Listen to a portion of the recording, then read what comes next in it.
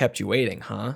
Thanks to me needing to wrap up the Ace Combat reviews, as well as having a ton of Metal Gear spin-offs to get through, it's been over 2 months since my Metal Gear Solid 3 review went up. And since day one of that video being public, I've been getting the question, when will the MGS4 video be up? Well, ladies and gentlemen, here it is. And as you probably saw already, this one's a bit of a doozy. So get a drink, a snack, get comfy, whatever you gotta do, and let's get into this one. After the release of Metal Gear Solid 3, Hideo Kojima had announced that he would be retiring as the director of the Metal Gear series, leaving his position open for another director to come in and handle Metal Gear Solid 4. The new director would be Shuyo Murata, the co-writer of Metal Gear Solid 3. After this announcement though, Kojima would return to the role of director after an overwhelmingly negative response from fans, with him stating in later interviews that he and other members of the team even received death threats over the decision. But with Kojima back at the helm, he and the team got to work on what would become Metal Gear Solid 4: Guns of the Patriots, and the game would eventually be released to the public in June of 2008. So, would this unlikely sequel manage to live up to the legacy of its predecessors, or would its troubled development take too much of a toll on the final product? Well, let's talk about it. And before getting too far into the video, I should mention that this is the 13th in a series of videos where I'm playing every Metal Gear game for the first time and reviewing them as I go along in preparation for Metal Gear Delta. And while you don't have to have seen the rest of the videos in order to enjoy this one, you will be missing a lot of important context about my journey with the series if you haven't seen them, so I'll have the full playlist linked in the description below for those of you that want to go check those out first. But with that out of the way, Metal Gear Solid 4: Guns of the Patriots is an action-adventure stealth game developed by Kojima Productions and published by Konami for the PlayStation 3 in 2008. The game opens 5 years after the events of Metal Gear Solid 2, with a monologue from series protagonist Solid Snake explaining to us that war has changed. He tells the audience that people no longer fight for their nations, ideologies, or ethnicities, but rather they fight in a never-ending series of proxy battles carried out by mercenaries that are meant to keep the war economy going. Everything is monitored through the use of new digital technologies, soldiers are enhanced with genetic engineering and nanomachines, and everything is kept perfectly under control. We then take control of Snake, joining in some fighting between the local militia and PMCs before a strange mooing sound is heard, and the PMCs suddenly pull out from the battlefield.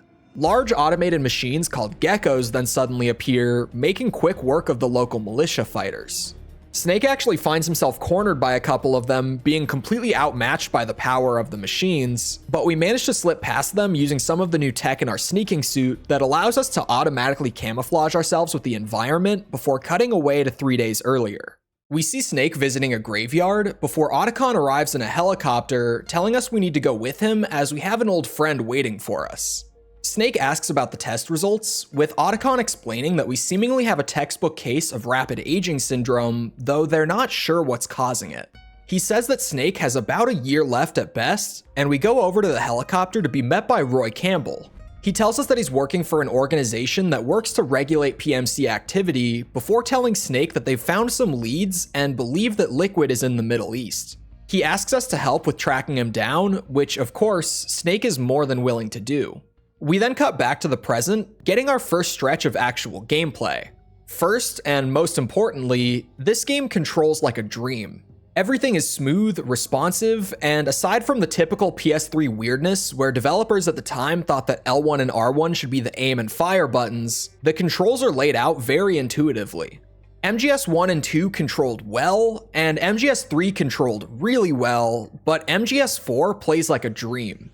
And I mentioned it just a couple minutes ago, but Snake's sneaking suit now has the ability to automatically camouflage itself with the environment, and this technology is known as Octocamo.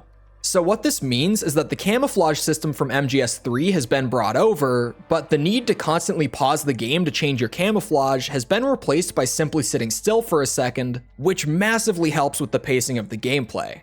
Much like in MGS3, using this camo system isn't required by any means, but now that it was so much more convenient to engage with the mechanic, I found myself using it much more often here than I did in the previous game. And while we're on the topic of MGS3's menu-based mechanics, the healing system has been streamlined compared to that game as well, going back to just using consumable items to heal, but also keeping the passive healing from that game. The stamina system, however, has been completely replaced by something else that we'll talk about a bit later, so the need to eat food is entirely gone as opposed to streamlined. The inventory system is basically the exact same as MGS3 though, still having you pause the game to select a handful of weapons and items that you can cycle through on the equip menu. And as I said in the MGS3 video, I feel like MGS2 was basically on track to make the perfect inventory system, so I'm not exactly sure why they stuck with this change specifically as compared to the rest of them, but that's what they did. So we're less than an hour in, and my main criticism of MGS3's gameplay has been almost completely removed, which for those who haven't seen my review of that game, was the constant interruption of the gameplay due to the need to pause the game. And if you ask me, the one component that remains from that is the least offensive of the bunch, so yeah, we're off to a pretty good start here. And while we're on the topic of the inventory, I would also like to mention something that is totally important and worth taking the time to talk about, and that's the fact that they gave Snake a fully functional iPod that's loaded up with a ton of music from previous games in the series, which is actually one of the best product placements I've ever seen in a video game. Back to the actual important stuff though, crouch walking has been added for the first time in the series, giving players a great option to fill that middle ground between fully running around for speed and crawling to avoid detection. I actually found that crouch walking became my preferred way of moving around the game as a whole, as the middle ground between speed and stealth meant that I could get from place to place in a much shorter amount of time, but with a much smaller risk of being immediately spotted when rounding a corner or running over a hill. It doesn't ruin the balance of the stealth or anything either, as crawling around was still incredibly valuable, as we'll come back to in a bit. And of course, if you know that the area is clear, you can always run to get to the next area more quickly. But as we sneak through these early areas, we eventually come across one of Otacon's new creations, the Metal Gear Mark II. And when I say new, I don't mean entirely new, as this thing is actually pulled straight over from one of Kojima's other projects from the late 80s known as Snatcher. He uses it to give us another one of his new inventions, the Solid Eye Patch. This is a battery-powered item that you can use to get more info in the field, such as being able to see enemy health bars, having items in the environment highlighted, and most importantly, gaining an active radar in the top right corner of the screen. The Mark II also gives us the essentials, you know, a suppressed lethal pistol and a suppressed tranquilizer gun.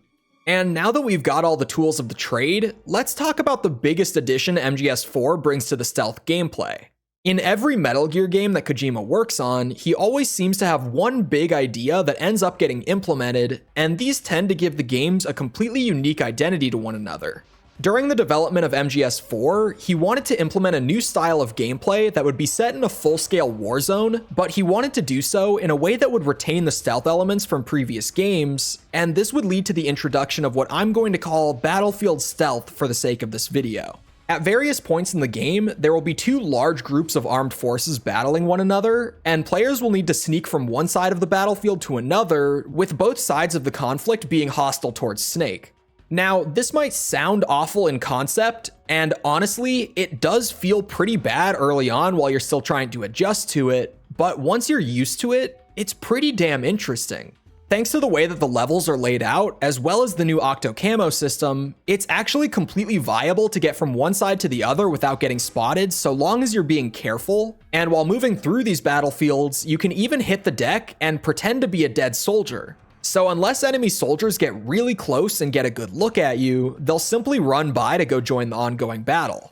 Like I said, it's a little awkward to get used to, but once you've made that adjustment, it can be really intense crawling through an active war zone while praying that you don't get hit by stray bullets or mortar fire. And while it's not very useful in the middle of a full-scale war, CQC from MGS3 returns with most of its mechanics intact. The flip move that I talked about in the MGS3 video is still incredibly powerful, but Snake takes much more damage from gunfire in this game, balancing it out against larger groups of enemies. CQC was probably my favorite addition MGS3 made to the core gameplay of the series, so seeing it get carried over to MGS4 made me incredibly happy, as it also means that it's likely to return again in the future. As we're moving forward though, we run into a man who introduces himself as Drebin, who explains to us that he can take weapons that are ID locked from the PMCs and remove the locks on them, making them usable for people like us who operate alone. He tells us that in exchange for gathering ID locked firearms for him, he'll give us some points to use in his shop, allowing us to purchase weapons that he's modified to make usable. He tells us that thanks to all the new systems controlling the war economy, arms dealers like him might as well just be printing money for themselves, saying that due to that profitability, war has become essential to the economy as a whole.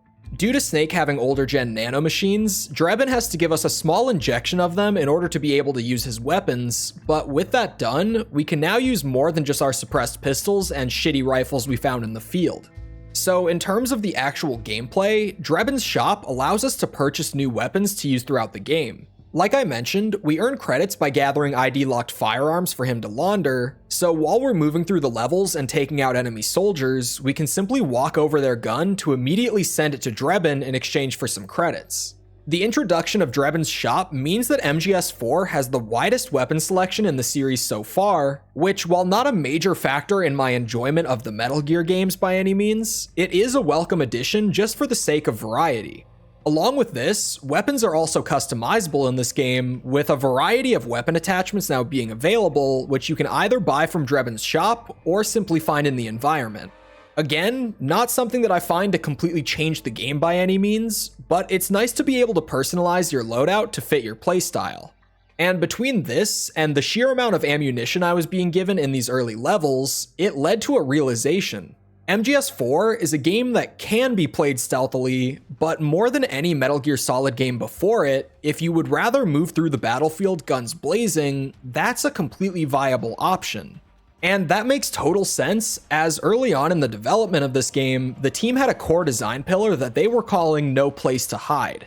This was the idea that since this game takes place predominantly in the middle of the battlefield, Snake would be forced to fight his way through rather than sneak around his enemies. This slogan was even featured in some of the earliest teasers for the game, but was eventually abandoned as the team felt it would be too much of a departure from what the series had come to be known for. But even though they moved away from that design approach, you can definitely still see some of that core DNA present, and while I still use stealth for about 90% of my time with this game, I did play around with just going loud, and I have to admit, it can be pretty fun here. Another thing that helps facilitate multiple playstyles in this game is the fantastic level design. Pretty much everywhere you go in this game, there are an absolute minimum of 2 different ways that you can approach a situation, and at times, I was even able to see up to 4 different approaches for certain encounters. The environments in this game are set up not to just facilitate the basic stealth or run and gun approaches, but also to allow you to do things like climb up onto the rooftops and drop mortar fire onto an enemy assault from an unseen position. The way that the level designers catered to so many different playstyles all at once is incredibly impressive, and I'm sure there are still so many options that I never even thought of during my playthrough that I'll find when revisiting the game in the future. And with that, most of my thoughts about the core gameplay are out of the way, so from this point on, we'll be talking mostly about the narrative and the themes of the game, as well as more focused thoughts on things like specific set pieces and boss fights. Just as a heads up, I will be spoiling the living hell out of this game for the rest of the video, so if you haven't played the game for yourself yet and care about spoilers, then why are you watching an hour-long video about the game? But seriously, spoiler warning is in effect for the rest of the video. After sneaking our way through the battlefields, we eventually meet up with the informant who told us that Liquid was out here, and it turns out to be Meryl Silverberg from Metal Gear Solid 1. She introduces us to her squad, the Rat Patrol, telling us that they work for the US Criminal Investigation Department to investigate PMCs. She asks Snake why he's here, with him lying to her and saying that he's simply in the Middle East for threat assessment before she asks who we're working for. Snake tells her that we're working for Campbell, which upsets her a good deal, revealing that she knows that he's actually her father and saying she can never forgive him for what he did to her mother. She also tells us that he even married a woman recently who's young enough to be her sister and didn't even tell her, keeping it a secret for some reason. She gives us the rundown on what they know, saying that Liquid would have to have registered as a PMC in order to work with them, meaning that he can't be too hard to find. Mid-conversation though, we get ambushed by a group of enhanced soldiers that are working for Liquid's private army, and Meryl tells us that if we survive, she'll tell us more of what she found out about Liquid. After a long shootout with them, we eventually manage to escape the building, and Meryl tells us that the camp they believe Liquid to be in is close by, sending us the location so we can find our way to it. We then get a call from Otacon, where he and Snake talk about the new technologies that are enhancing soldiers these days. Otacon explains that with the rising conflicts across the globe, the need for more cost-effective and consistent elite soldiers rose dramatically, leading to all the implants and enhancements that we see now. He also mentions that the child soldier problem has been getting progressively worse because of it, before telling us that we need to get moving towards Liquid's camp. On our way there, we come across a group of militia fighters using bulldozers to knock down blockades in the roads. We then see a bulldozer get stopped in its tracks by some four-legged robot before a soldier with mechanical wings zips by and picks off a couple of soldiers, before a woman with octo camo and robotic arms then starts picking up men and squeezing them to death, before some sort of psychic then kills a bunch of them without us even seeing anything. The four of them disappear soon after, leaving us to wonder what the hell we just witnessed. And I have to say, as far as a Metal Gear scene that establishes a future threat goes, this is pretty high up on the list for most intimidating. We eventually reach Liquid's camp, where we manage to get visual confirmation of him. Meryl and her squad see us there from a distance, and she calls to ask if we're actually here to kill Liquid.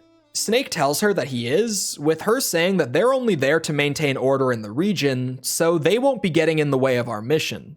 We then see Liquid get on his radio, simply saying activate it, before all of the men in his camp, as well as Meryl and the Rat Patrol, suddenly either fall deathly ill or start beating each other to death.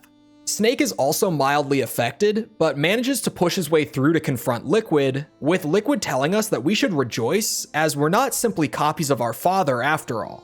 He tells us to watch as he surpasses his origin, walking away before Dr. Naomi Hunter walks over to us, injecting herself with something, dropping the syringe in front of us, and telling us to fulfill our destiny before disappearing to leave with Liquid. We then see Johnny, a member of the Rat Patrol, run over to pick us up before blacking out. When we come to, we're back on the plane that Otacon has been monitoring the mission from. Otacon tells us that we've been out for an entire day, and Snake jumps up to get back in the field, but he still seems to be in pretty rough shape. Snake tells Otacon that Naomi Hunter was there, with Otacon saying that he found traces of her DNA in the syringe we were holding when they found us. He says that he actually recently got an email from Naomi before a girl named Sunny comes in to bring Snake some eggs that she made him, as well as a cigarette, of course. Otacon pulls up the email, and it's a video from Naomi explaining that Liquid is forcing her to work with him, and that he's trying to take over the Sons of the Patriots, or SOP system, the system that the Patriots have used to control and manipulate the war economy to the extent that they have. She explains that Liquid has already found a loophole that will allow him to take over the system before the video ends.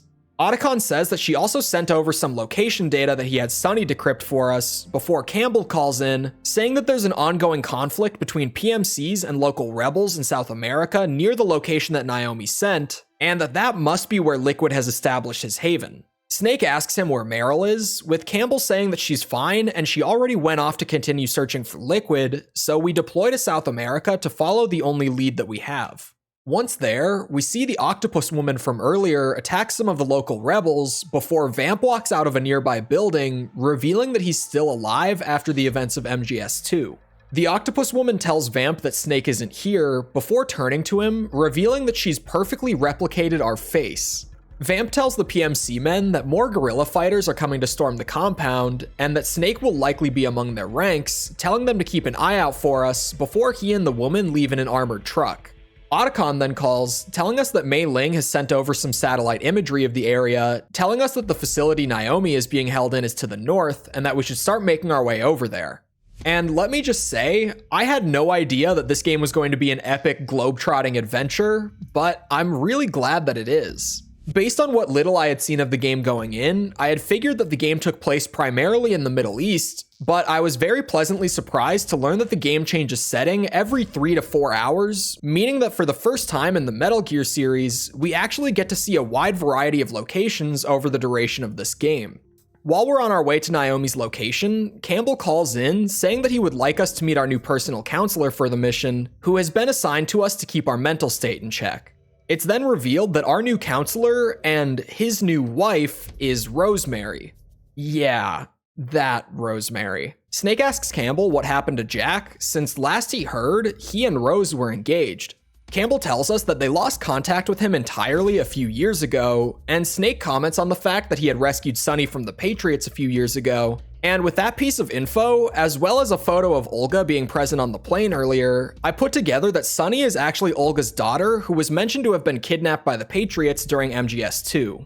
But with Rose being on the team now, she explains to us that we need to keep our stress down in order to maintain our psych gauge, finally explaining to us what this new stamina bar is.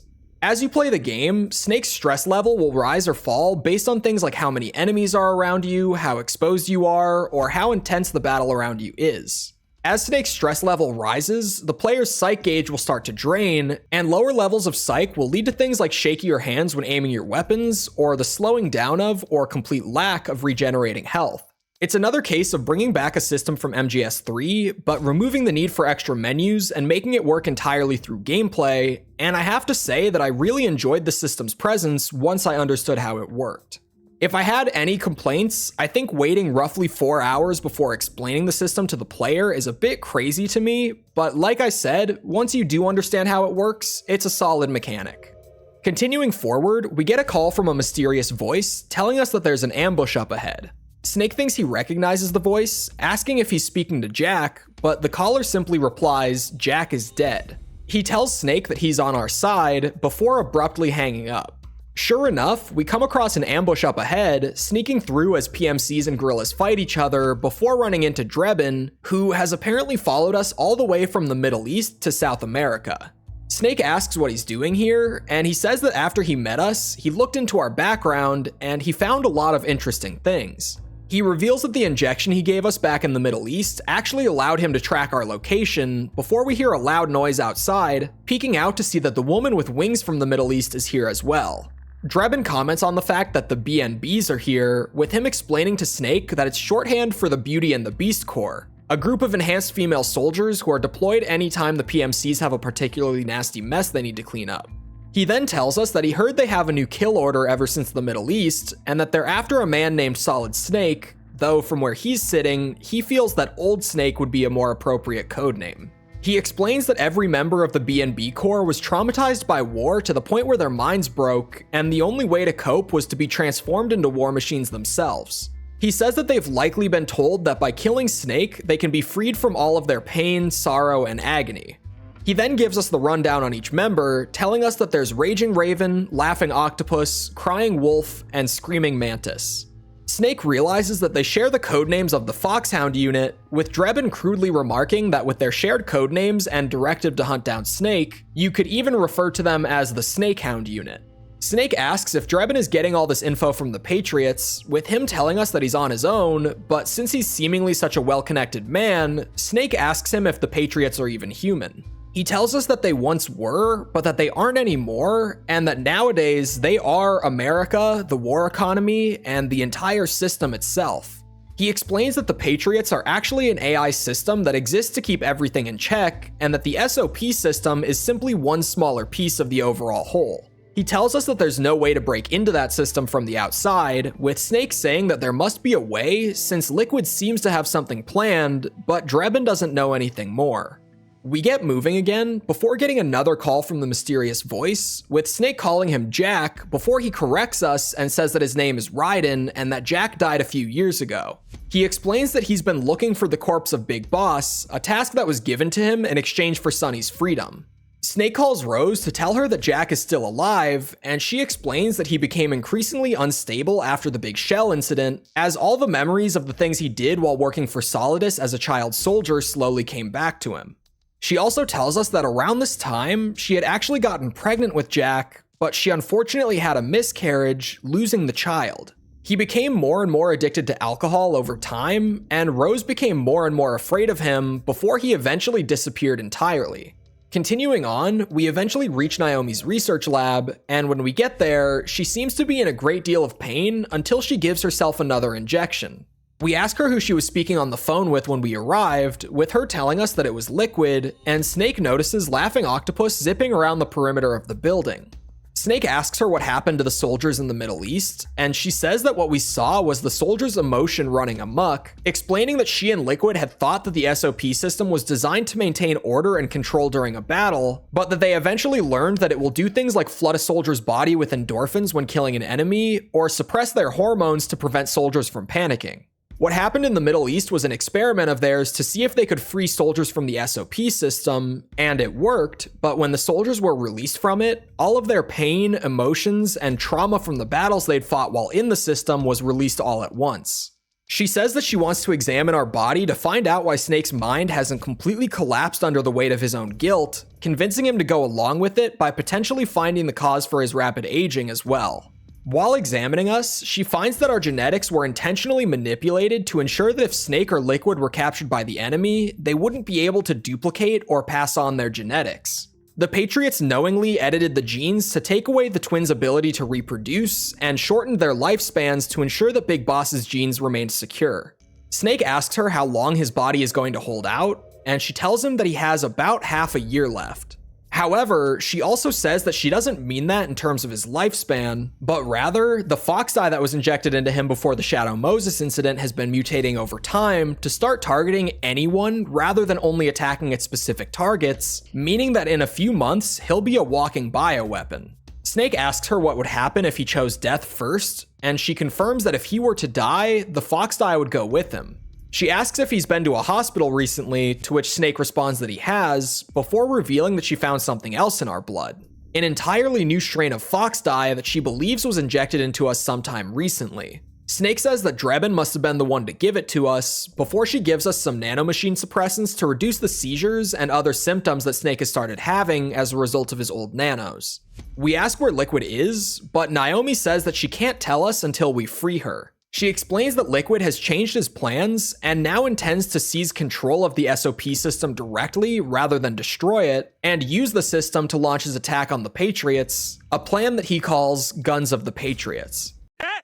He said it! Just then, we're ambushed by Liquid's private army, who take Naomi away from us before we're confronted by Laughing Octopus, leading us into the first boss fight of the game. It's a pretty decent fight where she hides herself using camouflage, mimics items in the environments, and even copies things like the Metal Gear Mark II or people like Naomi to try to fool us. We simply have to run around in this small building, playing prop hunt with the woman until we find her, then just shooting her as much as we can before she disappears again.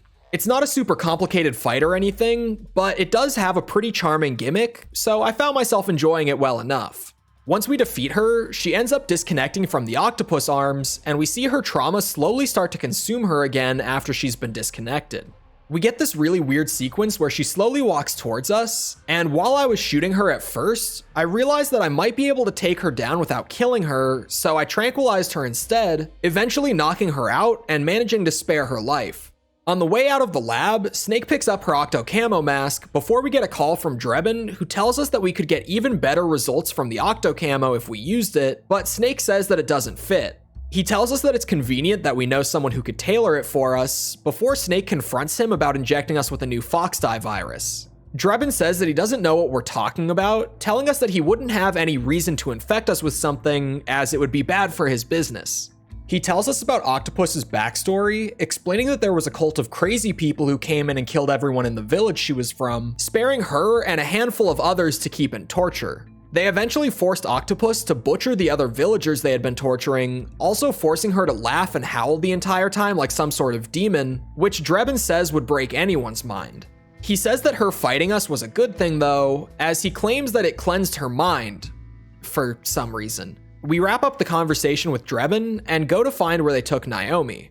Shortly after leaving the lab, we get a call from Raiden, who tries to help us with tracking their footprints, and Snake asks how he learned to track so well. Raiden explains that after he saved Sunny, he drifted around the globe for a bit, and he learned how to track from a tribe elder in Alaska. Snake asks him why he never went back to see Rose, and Raiden explains that he and Rose come from two entirely different worlds, saying that he can only live on the battlefield. We get this fun little segment where we have to track Naomi down by following shoe prints left in the roads, looking for places where wildlife has been disturbed, etc., before we eventually find her, seeing that Vamp is taking her away on a helicopter. Vamp gets a call from Liquid, telling him to activate it now, but Vamp seems hesitant, saying that it might compromise the mission. Liquid tells him that he's willing to make a few sacrifices before we shoot Vamp in the head, with him surviving, of course, giving the go-ahead to someone else over the phone. The soldiers on the helipad are then cut off from the SOP system, suffering the same symptoms we saw in the Middle East, but Snake manages to get over the symptoms by injecting himself with the nanomachine suppressants Naomi gave us before a couple geckos drop in to deal with us.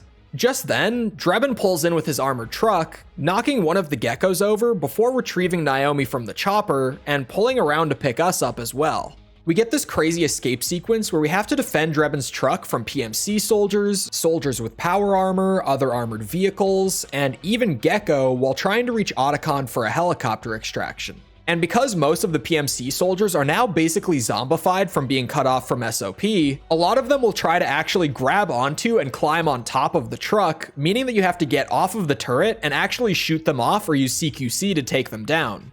It's a bit of a generic turret section, but it can be pretty fun once the soldiers start to climb up, and I think it's pretty alright. As we're reaching our extraction, Drebin ends up losing control of the thing, causing us to crash while being pursued by a large group of Gecko. But just then, Raiden appears on a rooftop, dropping in to keep the Gecko busy while we escape with Naomi. And here, we get to see that not only has Raiden been studying the blade since the events of MGS2, but he's also become a full-blown cyborg ninja. He proceeds to make quick work of about 10 of these monsters that Snake was shown to be near helpless against earlier in the game, and sure, it's some crazy anime bullshit, but it's also pretty fucking awesome. We get to Otacon's pickup, but on the way out, we see that Raiden has been captured by the Gecko, and Vamp is walking up to confront him. He walks straight up to Raiden, stabbing him in the chest, but finding that the majority of Raiden's body is artificial now, before Raiden manages to escape from the Gecko, and the two of them fight like they're in a goddamn Cirque du Soleil act. That may sound like it's a jab at the fight's choreography, but it really is an awesome fight to watch, as Vamp is immortal, and Raiden is more than willing to take some injuries to defeat him, even stabbing himself through the gut just to hurt Vamp at one point. Vamp asks if Raiden could be the one to finally end his life, before we swing back around to pick Raiden up, and Vamp gets a call from Liquid. He tells Liquid that all the PMCs they deployed have suffered brain damage from being disconnected, saying that the only option they have left is to secure the original. We then jump to Otacon and Snake talking about Vamp, with Naomi revealing that he isn't actually immortal, and that she's actually the one responsible for the design that gave him his abilities. She explains that the nanomachines in his body cause his wounds to close and heal at an accelerated rate, but her explanation is cut off by Raiden's condition worsening, and Raiden tells Snake to go to Europe and meet Big Mama before passing out. We jump forward to being back on the plane, with Naomi and Raiden now along with us. Naomi explains that Liquid is going to Europe to retrieve the body of Big Boss, telling us that Big Boss's DNA is the last key he needs to access the SOP system. Snake asks why he would need Big Boss's body if the two of them are genetic clones of him, and she explains that while the two of them are as close to his DNA as they could possibly be, there's a small amount of differences in each of them that cause them to not be an exact match. Snake says that if he needs Big Boss's DNA as a key, he would also need his biometric data, and Otacon pitches in saying that that would be impossible since he's already dead, but Naomi reveals that he isn't.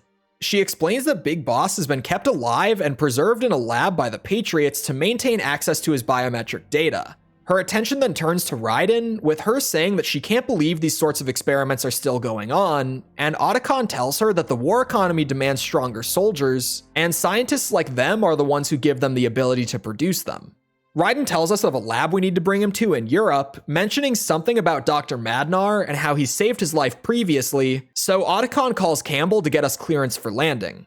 And of all the characters from previous games to come back, Dr. Madnar definitely was not on my bingo card, but I'm not exactly complaining either. We reach Europe, and Campbell tells us that there are PMCs in the area who are employed by Outer Heaven, meaning that Liquid is somewhere in the region. He explains that since we're on the PMC blacklist, he's provided us with a fake identity to infiltrate the area with, and we've had the face camo mask from Octopus adjusted as well to help hide our identity. Though for some reason, when given the chance to disguise himself as literally anyone on the planet, Snake decides to just wear his own face, but younger. Great disguise, big guy. When we arrive on site, we run into a little trouble with the local guards, but Meryl comes to bail us out, getting us past the security blockade. She explains to us that the US president has realized that Liquid's PMCs are likely a threat, and there's a large number of US Marines on their way to Europe so they can execute a strike on them. Snake tells her that there's no way she could beat Liquid's army in a battle, but she assures us that since the US government controls the SOP system, they stand a better chance than we might think. She tells us that our cause is their cause now, and we don't have to risk our lives on this mission, but Snake tells her that he needs to complete this last mission of his. Upset by this, she tells us that they'll just have to catch Liquid before we do, telling Snake to stay out of their way before storming off. We walk out of the station, getting a call from Otacon, with him warning us that there's a curfew in effect, meaning the only people who will be on the streets are either PMC soldiers or resistance fighters. He tells us that if we could find a resistance fighter, we could follow them back to their hideout to find Big Mama, and when Snake asks how he's supposed to find the resistance fighters in the first place, Otacon tells him to monitor the PMC's radio frequencies for any chatter about them. He also mentions that they managed to get into contact with Dr. Madnar, so Naomi and Sunny are taking Raiden to his lab a few miles away from the city. It doesn't take long for me to find a resistance member out on the streets, so I tail him for a few minutes in a section that honestly felt straight out of a spy movie. I really enjoyed this section, but it definitely went on a little longer than it needed to. See, when I say that I tailed him for a few minutes, I really mean that I tailed him for a little over 20 minutes. Yeah, this is definitely one of those fun for 5 minutes, not for 15 sort of moments. Eventually though, we reach the church and we're confronted by resistance guards on the way in, with the guy we tailed telling the others that we must be the one since he didn't hear us coming at all. Snake fights his way through them using CQC before we come face to face with Big Mama, with Snake telling her that Raiden sent us. She immediately comments on how much we've grown, calling us David, and revealing that she's actually our mother. She says that you can't grow a clone exclusively in a test tube and that a woman's body is still needed to carry and deliver the child, explaining that she was the one who carried us in her womb for the Patriots. She tells us that Liquid wants her dead and that 40 years ago, Ocelot got into a bitter feud with Zero, the founder of the Patriots. She explains that she was also a founding member of the Patriots when the group was established shortly after she met Big Boss, revealing herself to actually be Eva from MGS3. She fills Snake in on the events of MGS3, also revealing that Zero, who founded the Patriots, was in fact Major Zero from Operation Snake Eater. They formed the Patriots to preserve the boss's dream of a unified and peaceful world, and things went well at first. However, she tells us that Zero used Big Boss as an icon, exaggerating and twisting his actions to control the public, which eventually led to a conflict between him and Big Boss. Because of their loosening grip on Big Boss, he conceptualized and executed the Les Enfants Terribles project, giving birth to both Solid and Liquid Snake in order to have more soldiers like him to use as icons for the public. This project would be the final straw for Big Boss, leading him to break away from the United States, rebelling, and forming Outer Heaven. She tells Snake that with the advent of the digital age, the Patriots only grew more and more powerful as their roots spread, with the war between Zero and Big Boss inevitably leading to where we are now. She explains to Snake that after Zanzibar Land, both Frank Yeager and Big Boss's bodies were recovered, with Frank Yeager being turned into the cyborg ninja we fought in Shadow Moses, and with Big Boss being preserved in the vegetative state that we left him in after the events of Metal Gear 2. Realizing that he couldn't maintain control of everything on his own, Zero created 4 AIs to maintain his vision of the Patriots, also creating 1 core AI to manage the rest, that one being called JD. Because of this, Big Mama and Ocelot formed a plan to free Big Boss, but during the Shadow Moses incident, Ocelot turned away from her, choosing to fulfill the dream of Big Boss himself instead of freeing him. She was left here with her rebels until she met Raiden, and the two of them managed to retrieve Big Boss using the data from GW that we recovered in MGS2. Snake asks her if the body is here, and she says that she'll take us to meet him, opening the back of a nearby van, revealing what remains of Big Boss. She tells us that we can't allow Liquid to commit the same sins as Zero, before we get a call from Otacon saying that Naomi disappeared just after she and Sunny got back from dropping Raiden off with Madnar. As we're speaking with him, we're suddenly ambushed by a group of small robots called Scarabs, meaning that Liquid has found our location. We start packing up for a big escape, and Big Mama tells Snake about how young kids are indoctrinated into wanting to join the PMCs through the distribution of free-to-play first-person shooter games, an opinion that is painfully 2008, before we hop on the motorcycle that she kept after MGS3 to escape. We get an escape sequence that's incredibly reminiscent of the bike ride with Eva near the end of MGS3, before we're ambushed by Raging Raven on the way out, leading us into our second boss fight of the game. We start by just continuing the bike ride with Big Mama, shooting Raven and her drones away as we go, until eventually we in the van are hit by a missile, causing the van to crash, and Eva to get impaled in the exact same spot as in MGS3. This time, however, she pulls herself off the spike almost immediately, showing how much she's grown since the events of Operation Snake Eater. We go over to the van, finding that the driver is dead, but before we can check on Big Boss, we need to go handle Raven. We run up to the top of a nearby building, getting into a really simple fight with her, where we simply have to run around on the rooftop, avoiding damage and taking our opportunities to shoot her and her drones when we can. This is probably the simplest boss fight in the game, and while it's relatively fun, I definitely prefer for bosses in these games to have some kind of puzzle to solve, rather than just simply shooting at them until they die. After we defeat her, much like Octopus before, she detaches from her mechanical components, leading to all of her trauma resurfacing and consuming her. Also like Octopus, we get a sequence where she slowly starts to walk towards us, so I tranquilize her. And at this point, I was starting to notice a pattern with these walking sequences after the boss fights, and if it happens again, I'm probably gonna go on a small rant about it. We get a call from Drebin, who explains that Raven was captured and caged up with other children when she was young, and the soldiers who were holding them would come back from battles and take out their rage on the children, abusing them day after day. Then one morning, the soldiers just packed up and left, leaving the kids behind to die in the wilderness. Most of the children died, but she was filled with an uncontrollable rage, not only surviving the elements, but also hunting down the soldiers who had hurt them, killing every last one of them in their camp, but also killing the civilians and the other prisoners in the camp as well, being unable to see the difference between them anymore. Snake comments on how her rage was her greatest strength, but also her greatest weakness, before we go back down to check on Big Mama.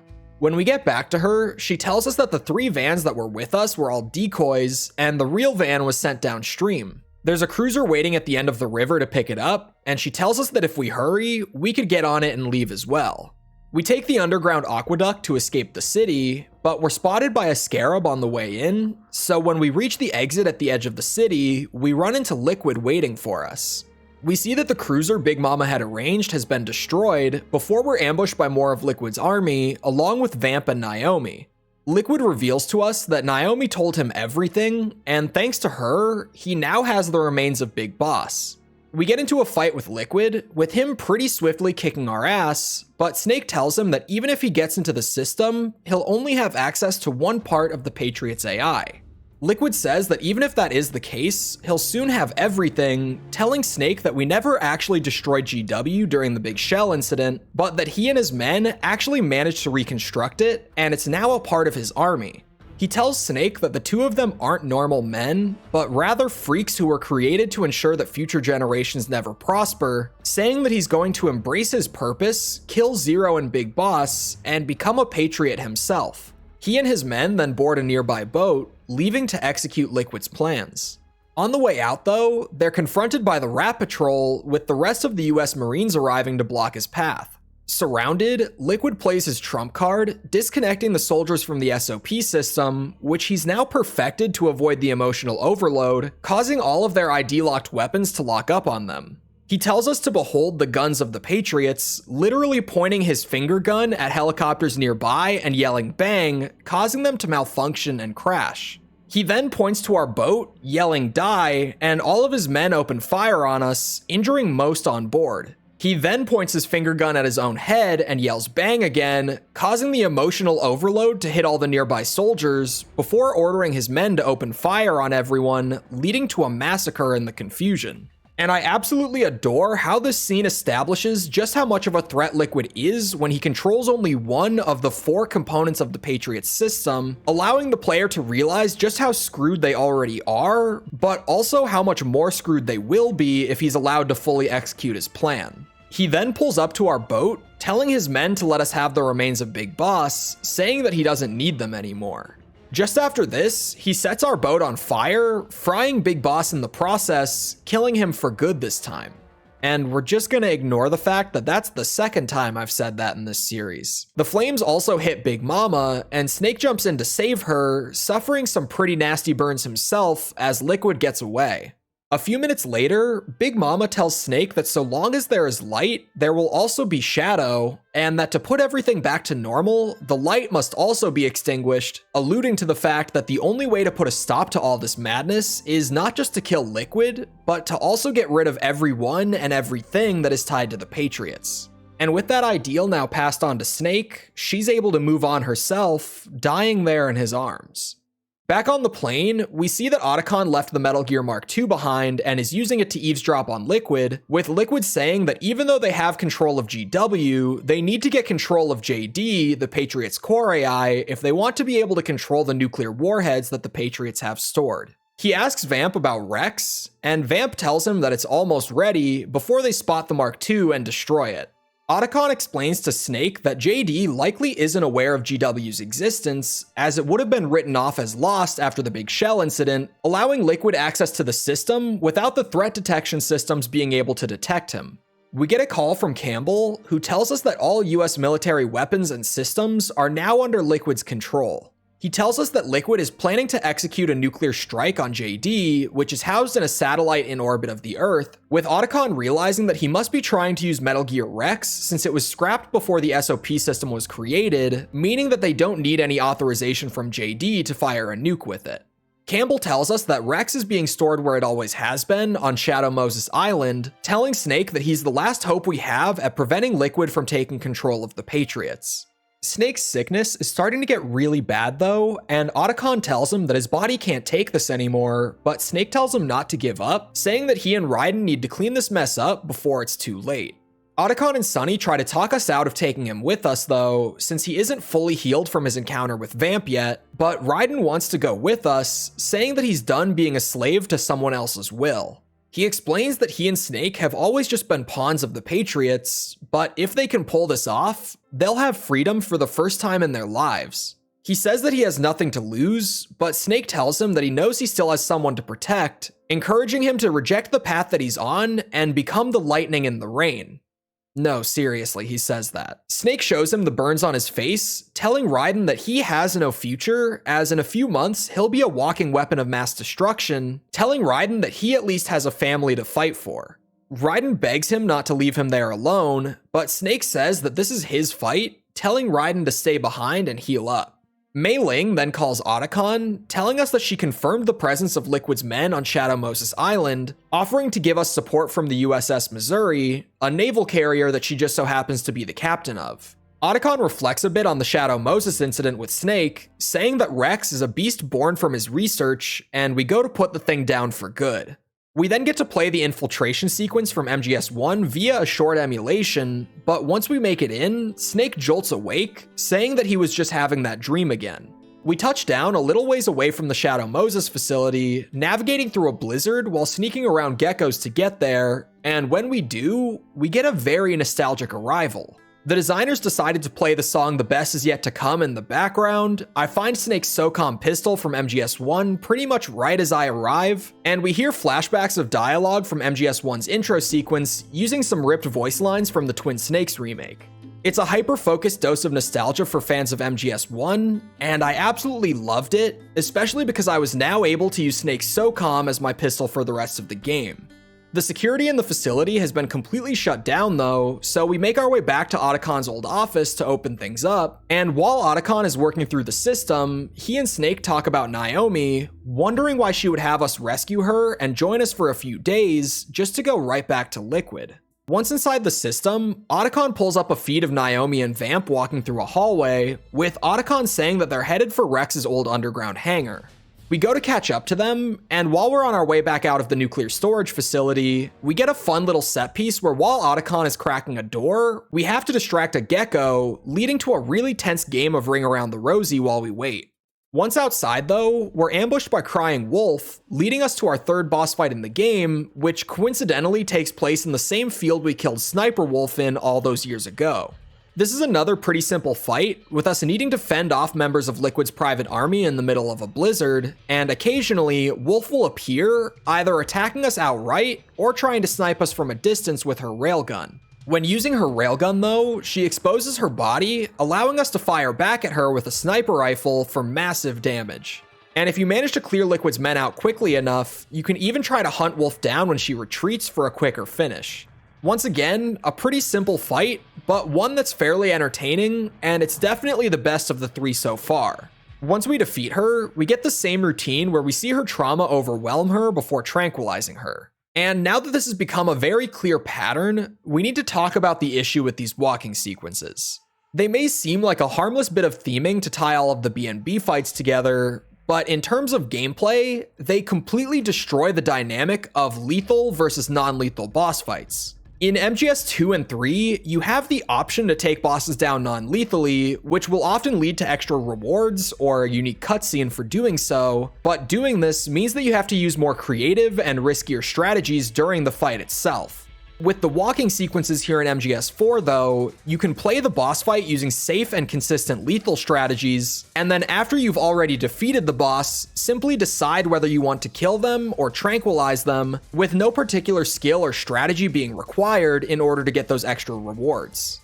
It completely destroys the dynamic that made non-lethal boss fights so interesting to begin with, and I really hope that nothing like this appears in any future entries. Anyway, we of course get a call from Drebin, and he tells us that Wolf was born into an African nation that was tearing itself apart in an ethnic cleansing. At a young age, her entire family was slaughtered, leaving only her and her baby brother. One day, a unit of soldiers was patrolling near them, and she took her brother to hide from them, but he started crying loudly. She covered his mouth to quiet him, and once the soldiers had passed, she took her hand off of him, but he was no longer breathing, having suffocated under her tight grip. She eventually came to a refugee camp that had a lot of young kids like her and her brother, and one night she had a psychotic break, killing all the babies in the camp and being unable to come to terms with what she had done. Drebin tells us that there's only one beast left, but that she's the one who controls the rest, the beast of beasts as he puts it, telling us to keep our guard up.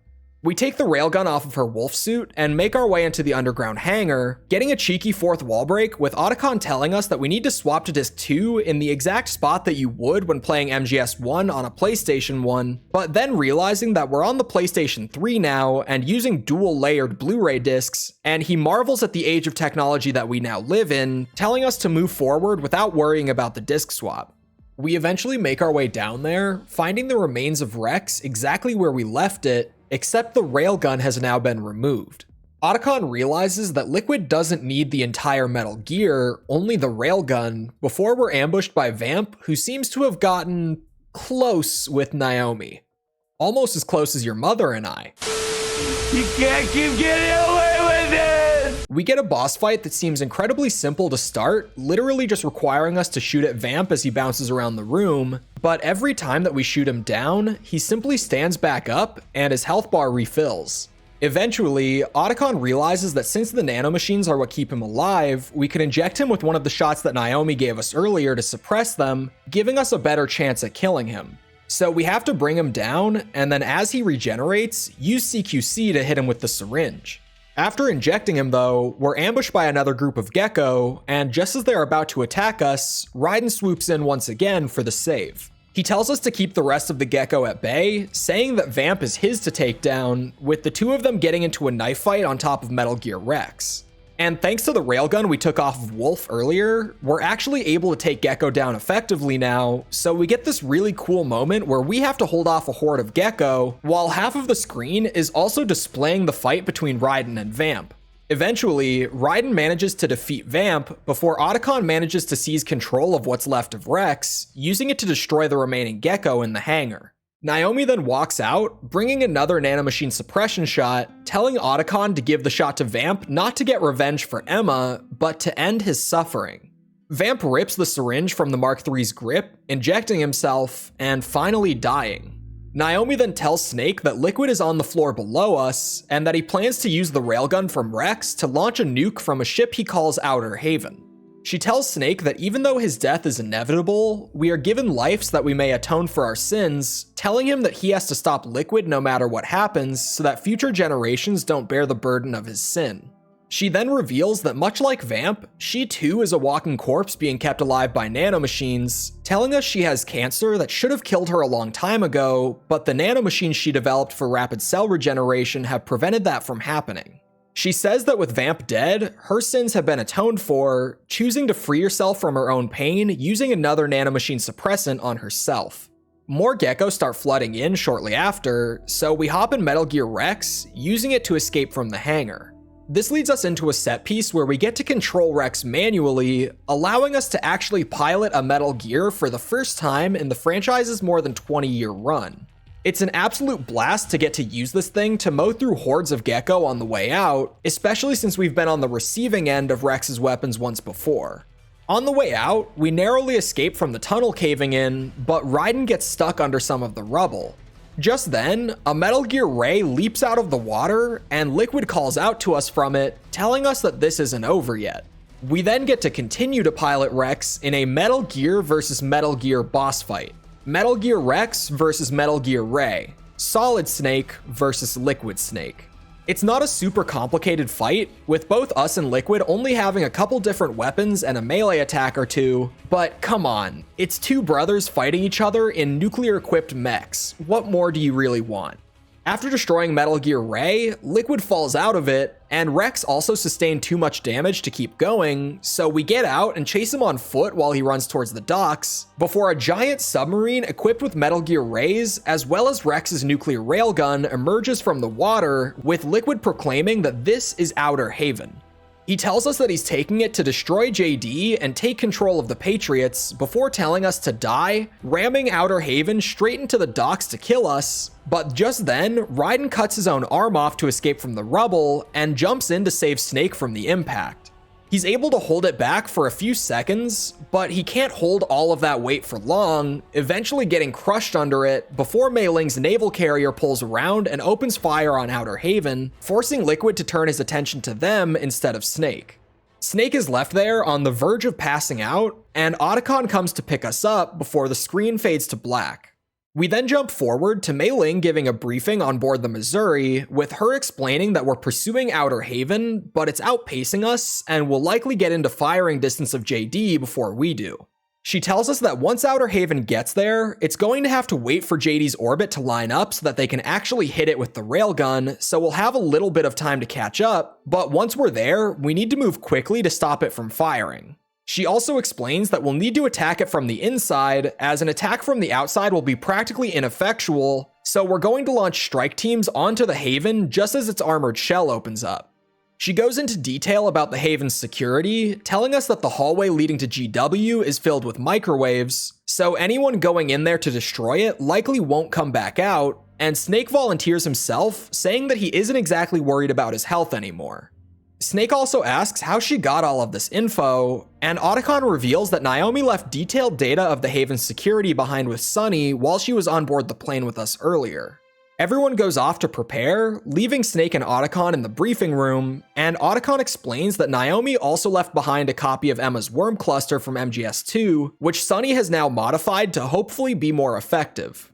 He tells us that Sunny's worm should be able to completely dismantle GW's intelligence, saying that it should be more than enough to deal some serious damage to it. Otacon then asks Snake if he's ever considered quitting and living peacefully with the time he has left, but Snake tells him that he still has a job to do, saying that he's dead set on going to the Haven. As we're nearing the Haven, Snake asks Otacon how Raiden is doing, with him saying that he'll live, but he's in absolutely no shape to fight.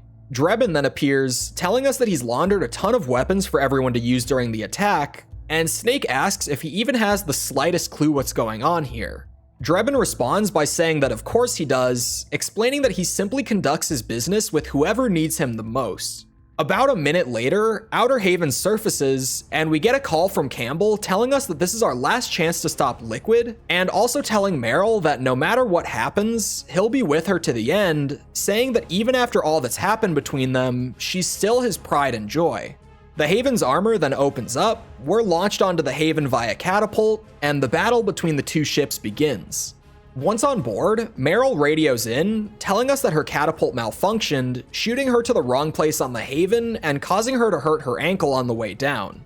As we're talking to her though, we're ambushed by Liquid's soldiers, forcing us to fight our way inside on our own.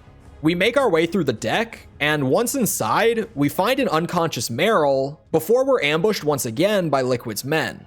We deal with them, going over to check on Meryl, and she does wake up, but she doesn't seem to be in control of her own movements, and we get a callback to Meryl being controlled by Psycho Mantis before we're confronted by Screaming Mantis. She controls Meryl, as well as the bodies of all the soldiers we just dealt with, using them like puppets to attack us, and we get our final fight with a member of the B&B Corps. It's very reminiscent of the Psycho Mantis fight from MGS1, with us not being able to damage her or the puppets she's using.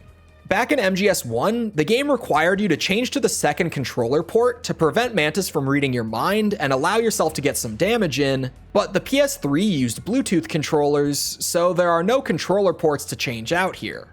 Eventually, I try giving myself a shot of the nanomachine suppressants, which allows me to deal damage to the puppets, but not to Mantis herself yet. I call Otacon to see if he can give me any further hints, and he points out the dolls that she has around her, so I try shooting those instead, eventually getting her to drop them, and then I use one of those dolls as a weapon to control her, throwing her ass around the room for a minute or so to defeat her.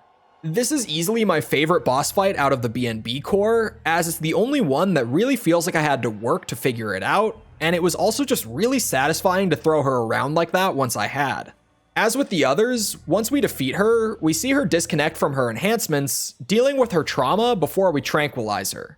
Unexpectedly though, once she's been taken down, the ghost of Psycho Mantis takes control of her exoskeleton, and he tries to read our memory card, except the PS3 doesn't have memory cards, so he's unable to, commenting on how much our hardware has improved.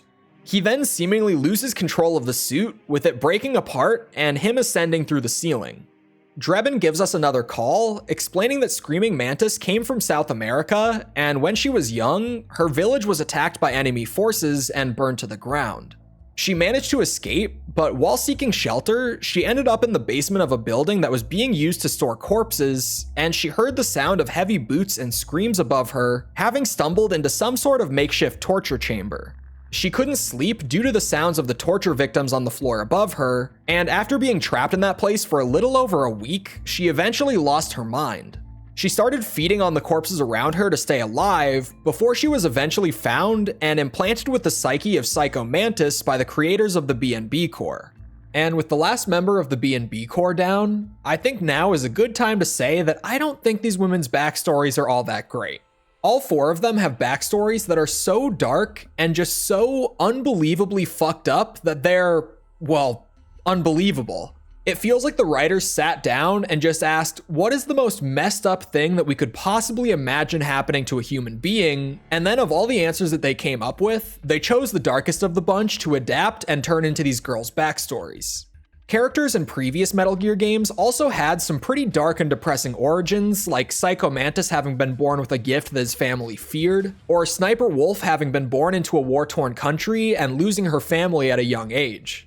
But these stories are much more believable and nowhere near as batshit crazy as stumbling into the dead body storage of a torture chamber and eating the corpses to stay alive, or suffocating your own baby brother to death by accident and going on a baby killing spree as a result.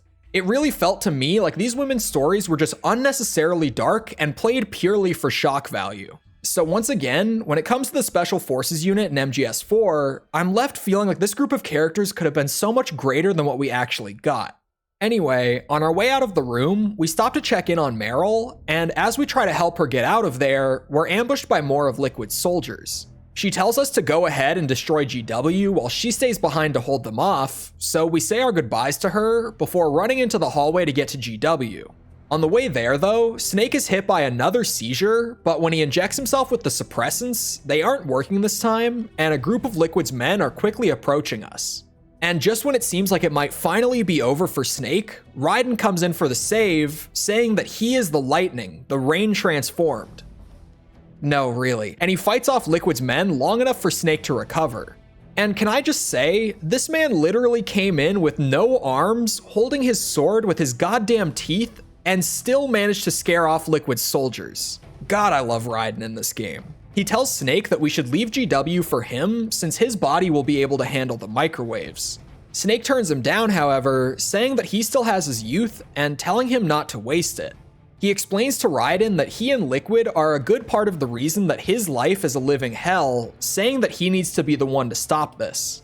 Snake continues forward, and Raiden stays behind to hold off Liquid's men, thanking Snake as he leaves. We eventually reach the hallway with the microwaves, making our way through while getting slowly cooked, and we get another one of these split screen segments where we see the battle happening on various parts of the Missouri and the Haven, and when we eventually get through the hallway, Snake is left on the brink of death. Otacon plants the bug in GW's computer using the Mark III, but as he does, some Scarab bots appear and Snake has to muster up the strength to defend him. The battle starts to get desperate everywhere, including Snake getting overrun by the Scarabs, but at the very last second, the worm takes effect, crippling all of Liquid's forces. Otacon then says that the worm is spreading beyond just GW and is actively erasing all components of the Patriots AI, including JD. A message left by Naomi then plays, where she explains that the worm is designed to destroy all 4 core components of the Patriots AI, and that she set this message to play once all of them were erased. She tells us that she and Sunny made what is essentially a Fox die for AI, but that they refer to it as Fox Alive, as it will finally free the world from the grip of the Patriots. The message concludes with her telling Snake that they've finally secured a better world for future generations, and that he's earned his rest, before Snake starts to suffer another seizure, and the screen fades to black. We regain consciousness on the deck of the Haven, with Otacon saying that he's going to find us a medic, before Liquid walks over to us. Snake asks why he didn't try to stop us, and he replies that this was how he had hoped things would end. He explains that the philosophers sought to control the world, but Big Boss's dream was a nation made up of free citizens, a dream that Snake squandered in Outer Haven and Zanzibar land. Liquid then took up the mantle and tried to free them again in Shadow Moses, but yet again, Snake ruined his plans. He's only ever worked for a world where they could be free of the Patriots' control, but his methods were simply different from ours. He then tells us that the war might be over, but the two of us still have a score to settle, and we get into a hand-to-hand brawl with him on top of the Haven, bringing us full circle back to the Shadow Moses incident. The game then turns into a full-blown 3D fighting game, with there being sidesteps, backdashes, strings, and grabs, and as we fight, we go through the entire Metal Gear Solid series up to this point. The fight starts with our health bars from MGS1 at the top of the screen, with Liquid using his fighting style from the fist fight in that game, and the encounter track from MGS1 plays as well. After dealing enough damage in every stage of the fight, we move on to the next one, complete with music changes, different health bars, and Liquid's entire fighting style changing for every phase. It's a wild experience to fight through all the different stages of the Snake and Liquid, and even the Snake and Ocelot rivalry in the case of MGS3, all for it to be capped off with Snake's MGS4 theme playing and the two of them barely being able to move or fight anymore, reminding us that at the end of the day, these are still just two old men at the ends of their lives. This is easily my favorite fight in the game, not just because it feels like the climax of the last 4 mainline games in the series, but also because the fighting mechanics are just really damn fun here. After we defeat him, he tells us that the world is going to descend into chaos without the Patriots, saying that people will fight, and through battle, they will know the fullness of life. He says that our father's dream has finally been fulfilled, and that he knows he's out there somewhere laughing right now. Liquid then says that so long as there is light, erasing shadows will do no good, as the light itself will always cast more of them, telling us that we're pretty good before dying in front of us. We then get a narration from Otacon explaining that while Sunny's worm destroyed the brain of JD, it left the brain stem intact. Had it destroyed everything, basic things like food, water, medical care, and more would have fallen apart, so she simply cut the Patriots' control off while leaving the system itself intact. He remarks at how even when society goes through the numerous tragedies that it does, we're always able to persevere and come back stronger than before, and he's left wondering where mankind will go from here. We get an epilogue to wrap things up, starting with Meryl getting married and healing her relationship with Campbell. We then cut to Raiden in the hospital, where we see Rose come to visit him, bringing their son to meet him. She explains that the miscarriage was a lie and that she only pretended to be married to Campbell for their protection to shield them from the Patriots' eyes. She introduces the kid as John, and Raiden promises that he'll never leave them alone again. We then cut to Snake back at the graveyard from the beginning of the game, revealing that he was visiting the grave of Big Boss, who was touchingly buried right next to the boss. He says that the last thing he has to do is erase his genes from the face of the earth, drawing his sidearm and kneeling in front of Big Boss's grave, placing the gun in his mouth before the camera pans up and we hear it go off. We then cut back to Meryl's wedding, where Drebin and Otacon talk about how getting rid of the SOP system led to something called SOPS, or SOP syndrome. Some soldiers had so much repressed trauma that with the system now offline, they've completely lost their ability to cope and lost their entire way of life as a result. Drebin then explains to Otacon that he was raised by the Patriots to be a child soldier, and that he was under their direct orders to back Snake from the start. He reveals that they were also secretly giving orders to Meryl's squad the entire time, saying that Liquid's plan posed such a threat to them that their only option left was to use us to stop it. Otacon remarks that they probably didn't expect things to play out how they did, with Drebin agreeing that things definitely went in a different direction than they had been hoping. Sunny then comes over to Otacon, asking when Snake is coming back, and Otacon painfully tells her that Snake is very sick and had to go on a trip to get better. She asks why they aren't going with him, to which Otacon tells her that Snake had a very hard life, and he just needs some time to rest before the credits roll. But as the credits are rolling, a cast listing for Big Boss appears, which causes the credits to fade back to Snake at the graveyard, revealing that he failed in his attempt on his own life. A voice tells him that it's good that he failed, saying that it's too soon for him to go. He says that it's been a long time, and the camera pans to reveal Big Boss standing there in front of us. He walks towards Snake with the boss's signature Patriot rifle in hand, and Snake frantically reloads his pistol before Big Boss drops his rifle, disarming Snake and hugging him, telling him that he's not there to fight.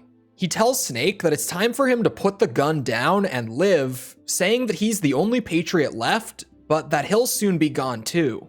Snake asks how he's still alive, with him explaining that the body Liquid destroyed wasn't his, but was instead the body of Solidus Snake. He tells Snake that Solidus was such a perfect clone that even Zero and the AIs believed that Solidus was him. He explains to us that he was being preserved by the Patriots, but that Eva stole him back from them, rebuilding him using parts from Liquid and Solidus's bodies. He then reveals that he's brought someone along with him, an incredibly old man in a wheelchair, saying that this all started with him, revealing the man to be Zero himself. He says that even with all that happened between the two of them, standing face to face with him again, the hatred is all gone, and all he feels now is a sense of pity. He explains that he realized too late that Zero's ambitions had grown bloated and twisted, and so Zero's sins are also a result of his taking it upon himself to cleanse that sin by turning off his life support. Snake asks Big Boss if he's going to take himself out of the picture too, but he explains that the new strain of fox dye that Snake was injected with was created to kill himself, Eva, and Liquid, and so just by being there with Snake, he's already doomed himself. As he's explaining, the effects of it start to kick in, and he asks us for one final favor, requesting that Snake carries him over to the boss's grave. He explains to Snake that Naomi got into contact with him after examining our body in South America, and that the new fox dye has a secondary purpose of killing off the old fox dye, so Snake doesn't need to worry about becoming a walking epidemic. Snake asks him if he's going to die, to which Big Boss responds that everyone dies eventually, telling him not to waste what life he has left fighting. He tells Snake that he never saw him as a son, but that he always respected him as a soldier, saying that if Snake were in his place back then, he might not have made the same mistakes he did. He reflects on what the boss told him back during Operation Snake Eater, saying that our duty isn't to change the world, it's to do our best to preserve it as it is and hand it down to the next generation. He musters up the strength to stand and salute her one last time, telling Snake that this new world is his to live in, not as a snake, but as a man. He tells Snake that he's no longer someone else's tool, no longer a prisoner of fate, and that he can finally live for himself. Snake helps him light one final cigar, Big Boss finally dies, and the credits actually roll this time. As always, we get a post-credits scene where we get to hear Snake and Otacon talking to one another, where we learn that Snake is going to spend the rest of his life hanging around Otacon and Sunny, and he's even going to quit smoking to prolong what time he has left. And with all of that finally gone over, I have to say, I love Metal Gear Solid 4's story. I know that it tends to be a bit divisive among fans of the franchise, but I'm really impressed with how well the writers managed to wrap up every loose thread the series had. I would even say that a lot of MGS4's best moments aren't just some of the best moments in this game, but also in the series as a whole, with things like the Rex vs. Ray fight, the incredible sequence in the microwave corridor, the final battle between Snake and Liquid, and so many more. Some of the writing is a little sloppy, and some things are thrown in purely for fan service sake, like how Petrovich Madnar is mentioned to somehow still be alive after Metal Gear 2, yet we don't actually get to see him in-game or get any explanation as to how he's still alive. But if you ask me, these smaller flaws don't outweigh the larger positives the narrative offers here. It's a beautiful story about the commercialization of war, how good intentions can mutate into something terrible, coming to terms with your own mortality, and so much more. There are so many things that I didn't even touch on in this video, like Meryl's relationship with Johnny, the symbolism of Sunny's eggs and her seemingly clairvoyant abilities, or the numerous optional codec calls throughout the game. And don't get me wrong, I would love to dig into all of those and get into a discussion about them, but if we did, we would genuinely be here all fucking day. For me, this game's story is easily a top 3 in the series so far, and with how many plot threads there were that needed to be wrapped up here, I'm seriously impressed that it didn't just spiral out of control within the first couple hours. And overall, I enjoyed Metal Gear Solid 4 way more than I had expected to. I'd heard for years about the game's notoriously long cutscenes, and since I'm someone who cares way more about how the game plays than I do about its story, I had expected this to be a far less enjoyable experience than it was. And sure, the game took me just short of 14 hours to complete, and roughly 8 hours of that time was spent watching cutscenes or listening to codec calls, but what I had never heard people talk about before is that the gameplay here is absolutely amazing. Even though it made up less than half of my time spent with the game, it just feels so good to play, gives the player so many ways to approach every situation, and is just overall one of the most satisfying games to play in the series, if not the most satisfying. Now, of course, there are still issues to be found in MGS4, as no game is perfect, but the gameplay is just so well designed, and the story is so entertaining on a first playthrough that I didn't even realize I had just watched a 40-minute long cutscene until I checked the time on my phone afterwards. Very few games manage to have addictive, well-designed, and satisfying gameplay, and have a story that is so good that I don't mind watching cutscenes that are more than 10 minutes, much less more than 30 minutes. So at the end of the day, I'm going to give Metal Gear Solid 4 Guns of the Patriots a 9.4. Hey guys, thanks for coming by.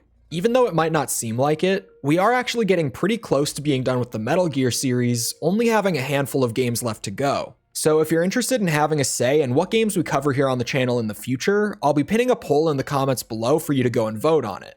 The poll has an absolute ton of options, and you can select as many as you want, so rather than just going and voting on the one game that you'd want to see the most, feel free to go through and just let me know all of them that you would be interested in seeing. And this video took an absolutely insane amount of effort to get done, so make sure to hit that subscribe button if you want to keep up to date with these Metal Gear reviews, and make sure to check out my Patreon page if you want to support an incredibly handsome guy and his weird obsession with deep dives into long-running gaming franchises. Anyway, thanks for making it all the way through, guys, and I hope to see all of you right here for the next Metal Gear review.